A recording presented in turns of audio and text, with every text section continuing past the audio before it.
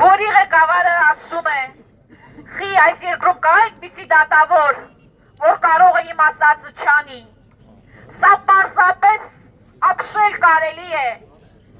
թե ինչպես են այդ երկրի իշխանավորները համարձակվում դրանից հետո խոսել ժողովրդավարությունից։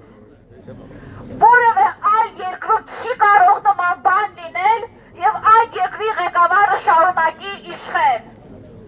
Էլ չենք խոսում այլ հարցերից, այլ բարոյական բոլոր գծերը հատելուց, հայրենիքից սկսած վերջացրած մեր արժեհամակարգով։ Տեսեք ովքեր են ազատության մեջ, հղի կնոջը,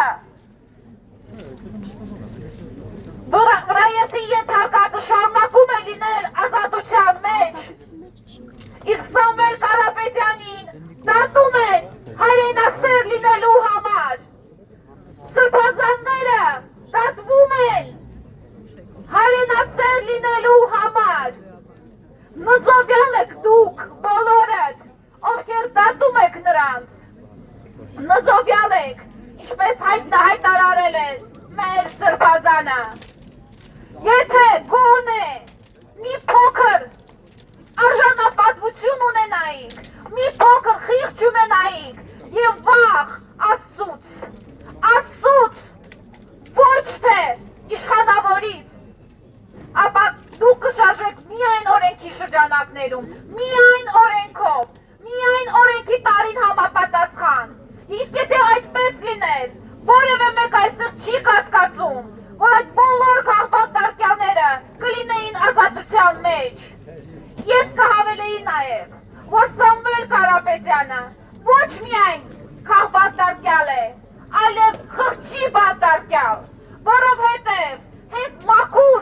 իր արդարության պայքարի համար են դատվում, մի բանի համար, որը որ օրենքով որևէ ձևով չի կարող դատվել։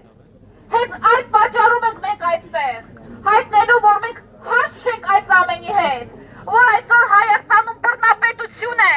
վախի մթնոլորտ է, մենք սա այս բոլոր կաղապարները կոտրելու համար ենք այստեղ։ Եվ այն մարդիկ, ովքեր որ մտածում են, որ գոնե մի փոքր հույս կարող է լինել, մենք իրենց հետ ենք, մենք նույնպես այդ հույսը առաստված է, ոչ թե առ այս դատական համակարգը, իսկ այն ձևական դատավարությունները, որ կարող եք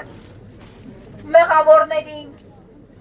կանավորել, հետո մի քանի օր հետո ազատ արձակել, մենք չենք հավատում այդ ֆարսերին,